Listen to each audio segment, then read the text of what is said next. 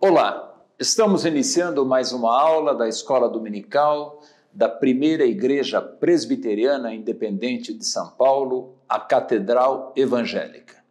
Eu não sei onde e nem quando você está assistindo esta aula, mas o desejo é que a paz de Cristo, aquela paz que somente Ele pode nos oferecer de forma abundante, esteja com você e todos os seus queridos. Todos são bem-vindos a mais esse tempo de estudo e reflexão sobre a Palavra de Deus. Vamos orar? Senhor, nós te agradecemos pela Tua Palavra, por meio da qual o Senhor fala conosco e nos instrui. Pedimos que nos ilumine para entendermos o ensinamento proposto para hoje e que, uma vez aprendido, nós possamos colocá-lo em prática em nossa caminhada de fé. É o que pedimos e agradecemos em nome de Jesus. Amém. No estudo de hoje, nós daremos continuidade ao tema da mutualidade cristã, nesta série de 17 aulas, iniciadas em agosto e que terminará em novembro. Esta é a 11ª lição e aqueles que não puderam participar das aulas anteriores poderão assisti-las, uma vez que estão todas disponíveis no YouTube. A mutualidade cristã, como já dissemos em aula anterior, é um princípio que se baseia na ideia de que os cristãos devem servir e apoiar uns aos outros como membros do corpo de Cristo que são. A expressão uns aos outros é muito utilizada na Bíblia e tem o propósito de ensinar os cristãos a se relacionar. Já dissemos e relembramos que há 36 imperativos de mutualidade no Novo Testamento. E diante dessa realidade, nós não temos dúvidas e podemos afirmar que a mutualidade cristã é um estilo de vida completamente alinhado com o Novo Testamento. Ela trata a respeito das coisas que os cristãos fazem uns com os outros e uns em favor dos outros, para expressar o mútuo amor e a unidade que deve existir entre os membros do corpo de Cristo. Ela não trata somente do que os cristãos fazem, mas também o que os cristãos evitam fazer uns aos outros a fim de alcançarem esse tão desejado ambiente de amor e de unidade. O tema é importantíssimo, é de tamanha importância que estudiosos entendem que uma igreja ou uma congregação ou mesmo uma comunidade que não está manifestando a comunhão pela mutualidade precisa examinar a si mesmo para verificar se está ou não em comunhão com o Senhor Jesus. Isso porque o relacionamento de uns com os outros deve refletir o nosso relacionamento com Cristo. Em aulas anteriores, vários aspectos importantes da fé cristã foram estudados. E, dando sequência ao que já foi visto, nós conversaremos hoje sobre o imperativo animem uns aos outros. Animem ou exortem uns aos outros. O texto básico está em Hebreus, capítulo 3, dos versículos 12 ao 19. E os versículos chaves são os versículos 12 e 13. Diz assim: Tende cuidado, irmãos, jamais aconteça haver em qualquer de vós perverso coração de incredulidade que vos afaste do Deus vivo. Pelo contrário, exortai-vos mutuamente cada dia durante o tempo que se chama hoje, a fim de que nenhum de vós seja endurecido pelo engano do pecado. A carta aos Hebreus foi escrita por volta do ano 70 depois de Cristo, e passado mais de 2000 anos, ainda se tem dúvida em relação ao autor. Acredita-se que tenha sido Paulo, embora o estilo de escrita, dizem os estudiosos, é diferente de todas as demais 13 cartas por ele escritas.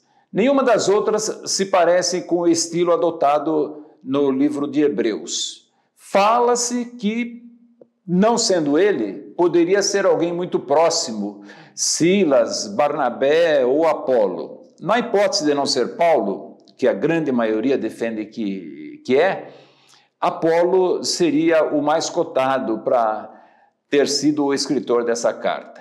Não se sabe ao certo, mas o conteúdo da carta é indispensável para a vida cristã e fala fortemente ao nosso coração. Hebreus foi escrita para mostrar aos crentes convertidos a Cristo, aqueles que, em virtude da perseguição daquele primeiro século, estavam prontos para voltar para o judaísmo. O autor, então, escreveu essa carta com o objetivo de mudar a decisão daqueles que estavam pensando em voltar, porque disse a eles, inclusive, que essa não era uma boa escolha, porque Cristo é que haveria de dar a possibilidade de vida abundante a eles. A carta empenha-se em mostrar esse contraste entre a vida debaixo da lei e a nova vida na era da graça que há em Cristo Jesus. Por isso mesmo é muito útil até os nossos dias, quando muitos ainda não percebem exatamente essa diferença que é fundamental. Quando nós nos deparamos com a expressão animem uns aos outros, a primeira ideia que nos vem à mente é a atividade de animar, de encorajar alguém, possivelmente alguém que esteja desanimado por problemas da vida cotidiana, uma derrota, uma notícia de doença, uma perda, um prejuízo, um insucesso, o início de uma nova jornada, o enfrentamento de um novo desafio, ou qualquer fato que possa trazer incerteza, ou que possa retirar a alegria de viver. Essas pessoas precisam de ânimo. Nós também nos lembramos, quando falamos em animar, dos animadores de festas, de caravanas, de auditório e tantos outros. Lembramos também das famosas palestras motivacionais, muito utilizada hoje no meio empresarial, em todas as áreas da vida. E aumentaram esses palestrantes, especialistas, em uma infinidade de áreas, que criaram um mercado próspero, onde uma hora de palestra ou de animação pode custar muito caro. São profissionais, geralmente, que falam sobre temas relacionados à motivação e ao crescimento profissional. O objetivo é sempre inspirar o público a superar desafios, aprender com experiências de outros, experiências de sucesso e aplicar conceitos no dia a dia. Nós, cristãos evangélicos, temos o privilégio de participar de palestras ultramotivacionais várias vezes na semana, especialmente nos cultos dominicais. Como negar isso, por exemplo, diante da pregação do último domingo, quando o reverendo Reginaldo mostrou-nos que, em meio às crises e o caos que a sociedade se colocou, há esperança em Cristo, que é o mesmo ontem, hoje e eternamente. Que Cristo, ele acrescentou, sendo Deus e por ser onipresente, pode estar em todos os lugares, mas o melhor lugar e o lugar onde ele deseja estar é em nossos corações. E quando ele entra, ele põe ordem no caos que criamos e produz transformações incríveis nas nossas vidas. Nada mais animador do que isso, não é mesmo? Muito mais do que uma palestra motivacional. Nós temos tido a oportunidade de ouvir em cada pregação, em cada estudo, palavras de encorajamento, de renovação da nossa esperança e muitas vezes uma dose de entusiasmo na veia para prosseguirmos a jornada. Animem uns aos outros é o imperativo de hoje. O que é animar? A palavra animar tem origem no latim, que significa dar vida, soprar. A palavra animação, também do latim, animatio, que significa ser animado. E nessa coisa rica e fantástica que é o nosso idioma, o português, nós temos dezenas de palavras que podem ter o mesmo significado de animar. por exemplo, alentar, avivar, despertar, encorajar, entusiasmar, estimular, exortar e tantas outras que nós poderíamos mencionar. Na Bíblia, o incentivo é algo que aparece com muita frequência. Em João 16:33, Jesus diz: "No mundo passais por aflições, mas tende bom ânimo, eu venci o mundo." A palavra original no grego para bom ânimo é tarseu, que significa ter muita coragem, ser de bom ânimo. Da mesma forma que Jesus nos orienta a termos bom ânimo, a termos coragem, Deus, quando fala com Josué para conquistar a terra prometida, manda-o ser forte e corajoso. São exemplos eloquentes da palavra de Deus, do animem uns aos outros. Pois bem, qual desses sinônimos, dos tantos que eu falei, de tantos outros que são conhecidos para a palavra animar, nós conhecemos? Muitos. Mas qual desses você acha que iríamos usar para tratar da animação de uns aos outros nesse estudo? Pensem bem. Em aulas anteriores, nós falamos sobre amor, sobre acolhimento, sobre cuidado, sobre encorajamento, perdão, instrução. E hoje estamos falando de animação. A palavra que vamos usar não é uma palavra tão açucarada como as que ouvimos nas aulas anteriores. É a palavra exortação.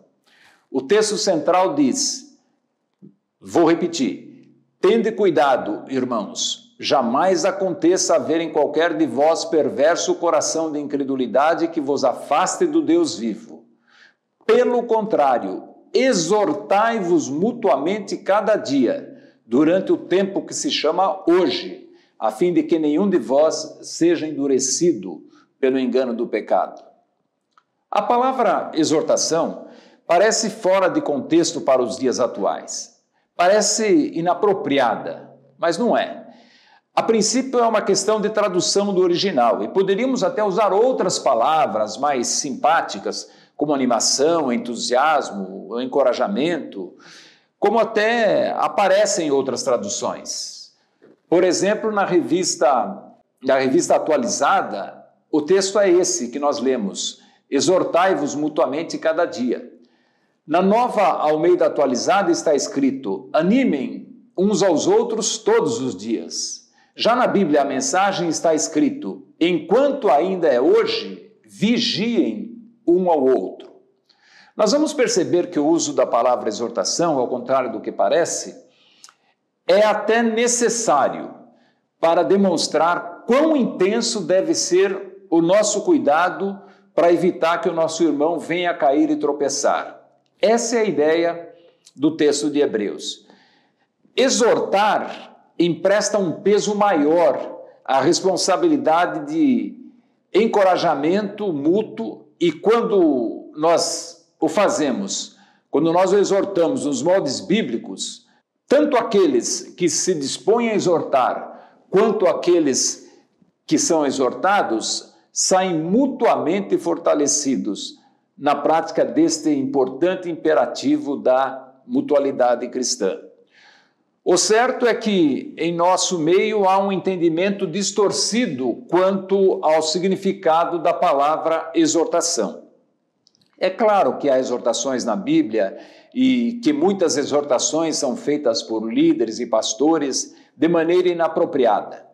E isso não deveria justificar o preconceito que há no meio evangélico a respeito de exortação, que acaba sendo visto como algo ruim, negativo, desagradável. Há também aqueles que entendem que, como em Cristo tem plena liberdade, que o relacionamento com Cristo é pessoal e que cada um dará conta de si. E que se conselho fosse bom, seria vendido e não dado, e por isso não quer saber de exortação. Enganam-se. O encontro com Cristo é realmente pessoal, mas a caminhada não pode ser solitária.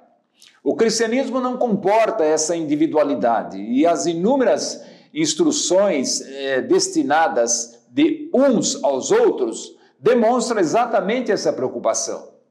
A propósito, vem-nos à mente o versículo de Eclesiastes, lá no capítulo 4, quando diz: melhor é serem dois do que um, porque tem melhor paga do seu trabalho. Porque se caírem, um levanta o companheiro. Ai, porém, do que estiver só, pois caindo não haverá quem o levante. E assim é a jornada cristã. Pois bem, a ideia de ter sido inserida essa aula para tratar do tema exortação, como uma das práticas da mutualidade cristã, não é exortar no sentido de reprovar, de repreender, de censurar, de humilhar, que lamentavelmente associa-se de pronto quando se fala em exortar. Realmente, quando ouvimos fulano foi exortado pelo pastor, Beltrano foi exortado pela sogra na presença de todos, Cicrano foi exortado em plena sala de aula pelo professor, não nos vem à mente uma cena agradável. Por outro lado, nós temos a certeza que não é com este significado que o autor de Hebreus usou a palavra exortar. Foi no sentido mesmo de encorajar, animar, para evitar um mal maior. E, portanto, nesse sentido que exortar é considerado um dos imperativos da mutualidade cristã, e visto não apenas como um dever entre os irmãos, mas como responsabilidade de cada um de nós para com Deus e algo para se fazer de forma amorosa àqueles que estão andando em caminhos tortuosos. Como cristãos, nós devemos exortar, encorajar, ademoestar, animar uns aos outros como sinal do amor que foi derramado em nossos corações. Biblicamente, é pura demonstração de amor ao próximo. É o cumprimento do grande mandamento: amarás o teu próximo como a ti mesmo. A experiência é que, quando somos honestos e com amor dizemos uns aos outros o que devemos dizer, isso nunca é recebido como desrespeito ou ofensa. Ao contrário, se fizermos de maneira correta, será uma grande ajuda e se transformará em bênção. Paulo deu seu voto de confiança a nós quando escreveu: mas estou certo de vocês, meus irmãos, que vocês mesmos estão cheios de bondade, cheios de todo conhecimento, para que possam ademoestar uns aos outros. Está em Romanos capítulo 15, versículo 14. É importante acrescentar ainda que o termo exortação, no grego, parakaleo, dá a ideia de chamar, invocar, suplicar, pedir por favor, e se parece muito com os tantos significados que nós já mencionamos anteriormente. Quer dizer também aquele que vai ao lado, aquele que está junto, aquele que está ao lado para encorajar. São sinônimos dessas palavras também: animar uns aos outros, ajudar, aconselhar, sustentar e daí por diante. Quando o autor de Hebreus nos orienta a exortar uns aos outros, ele não faz isso de forma gratuita e sem propósito. Notemos bem o que o texto diz. Esse estudo tem por objetivo demonstrar que, ao contrário do que muitos acreditam, exortar não é brigar, repreender, castigar e nem humilhar. E ainda lembrar que a prática desse imperativo da mutualidade cristã requer preparação em oração, a fim de buscar de Deus o discernimento. Para isso, nós vamos nesta lição considerar 4 aspectos da necessidade de exortação mútua no convívio dos cristãos: o caráter, o motivo, o propósito e o resultado da exortação. A exortação na igreja tem que ser bíblica, doutrinária e tem que ser feita em amor. Ela tem que ensinar os princípios bíblicos de tal maneira que a pessoa exortada seja levada a reconhecer o seu erro, entenda o que está sendo explicado e tenha disposição de aplicar esses princípios na sua vida. A consequência de uma exortação feita de forma correta alcança não apenas aquela pessoa específica, mas reflete em toda a comunidade, desenvolvendo um verdadeiro e genuíno espírito cristão. Há muitos exemplos na Bíblia que podem nos ajudar a entender o caráter da exortação nas Escrituras.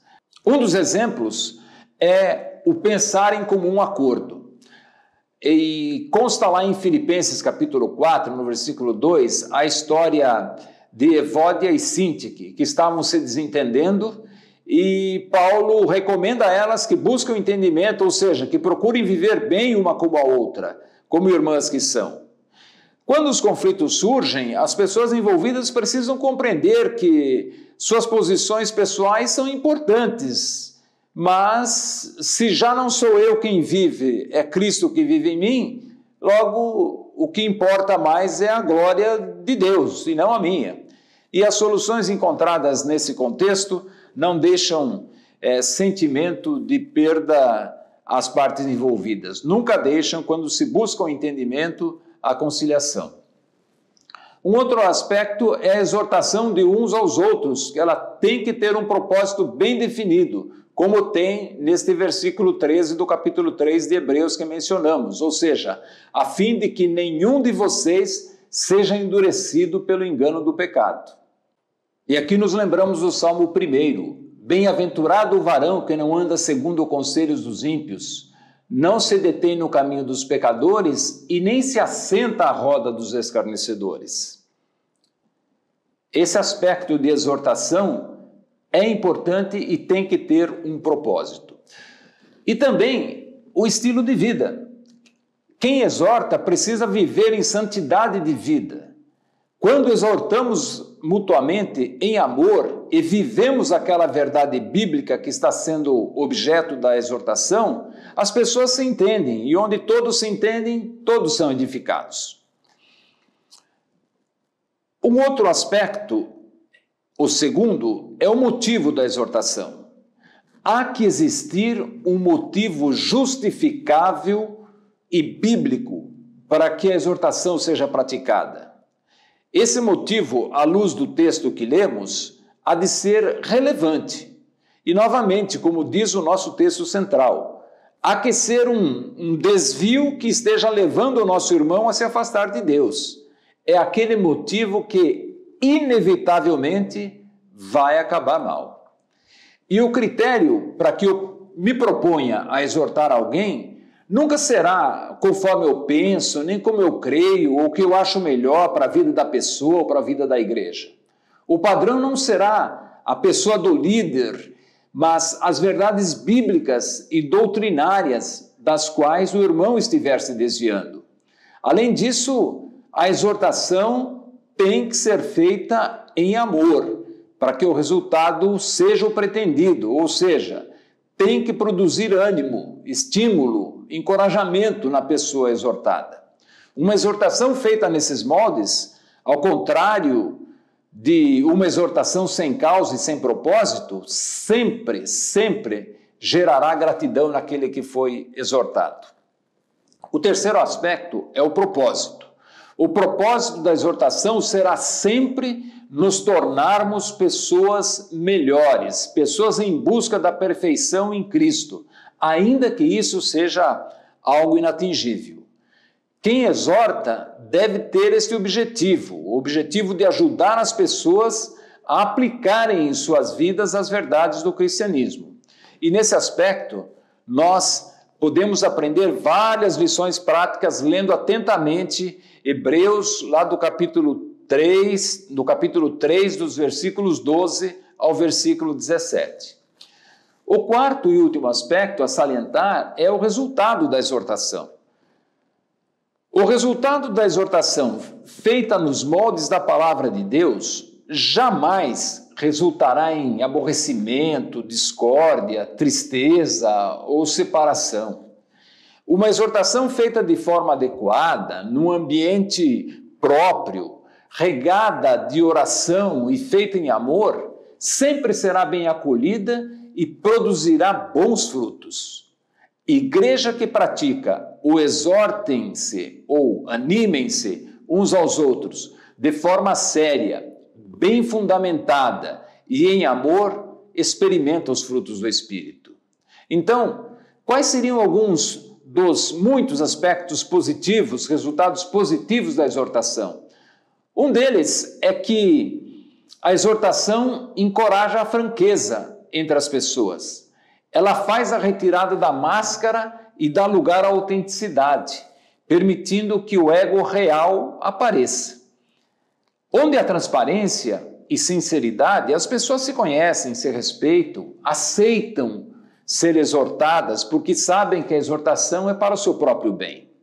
Num ambiente de franqueza, as pessoas se conhecem, interagem melhor e passam a saber as preocupações e tensões vividas pelos irmãos no dia a dia.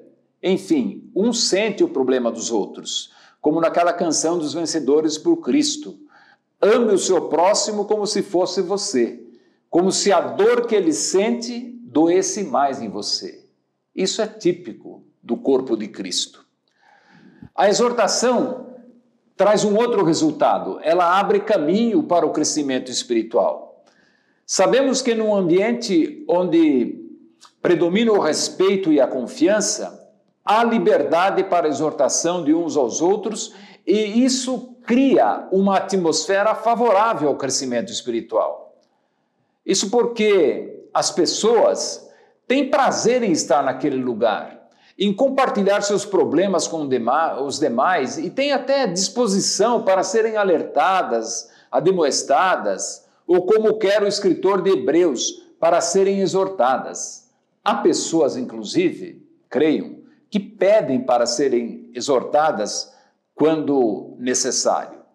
Nesse ambiente, elas recebem a exortação como uma demonstração de amizade, de consideração, de carinho. Isso porque elas sabem que a exortação está acompanhada de um desejo sincero de animação, de encorajamento, para que o outro enfrente e supere os obstáculos e os desafios da vida cotidiana, ou então aquele problema específico que ele está querendo resolver. Em outras palavras, a pessoa, quando é exortada, sente que não está só, mas que ela é parte do corpo de Cristo e que as pessoas se preocupam com ela. Onde irmãos exortam-se uns aos outros com a liberdade do Espírito, onde há transparência e franqueza, há um ambiente propício à comunhão verdadeira e a consequência será sempre o crescimento espiritual de todos. Num contexto como esse, as pessoas podem cantar com sinceridade as palavras do hino Um só rebanho, um só pastor, uma só fé em um só Salvador. Elas podem dizer, é seu amor que nos une aqui, e num mesmo Espírito adoramos a Ti. Um outro aspecto positivo, benefício da exortação é que ela promove a santificação. A santificação na Bíblia significa a separação para o uso exclusivo de Deus. A santificação não é para qualquer um, é somente para aqueles que já reconheceram o senhorio de Jesus. No processo de salvação, inicialmente Deus nos salva do pecado, é a justificação. Depois, Deus nos salva do domínio do poder do pecado. Isso é a santificação. A justificação é um ato pontual de Deus, enquanto a santificação é um processo que vai durar a vida toda.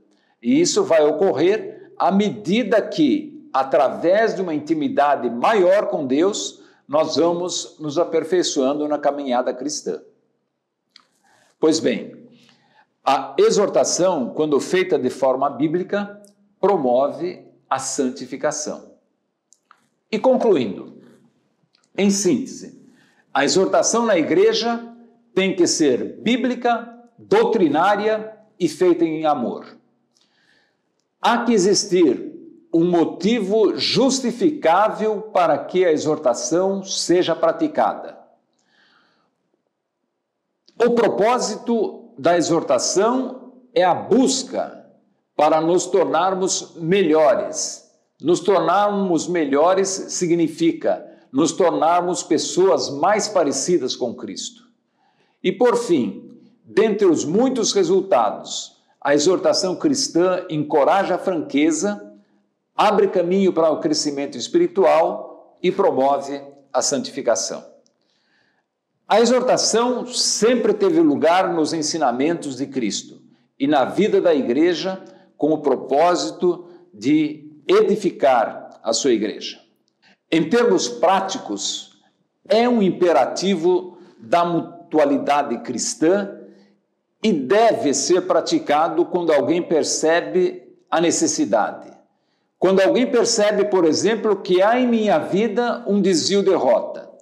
Esse alguém, movido por profundo amor cristão, um amor ágape, um amor incondicional, intervém na minha história para mostrar-me que a correção é necessária, que a correção da rota é necessária e indicar-me um caminho correto que eu devo andar.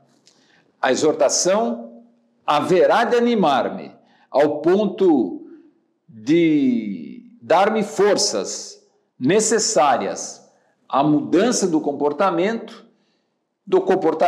que aquela situação específica requer e que eu possa prosseguir a minha jornada de fé cristã mais fortalecido.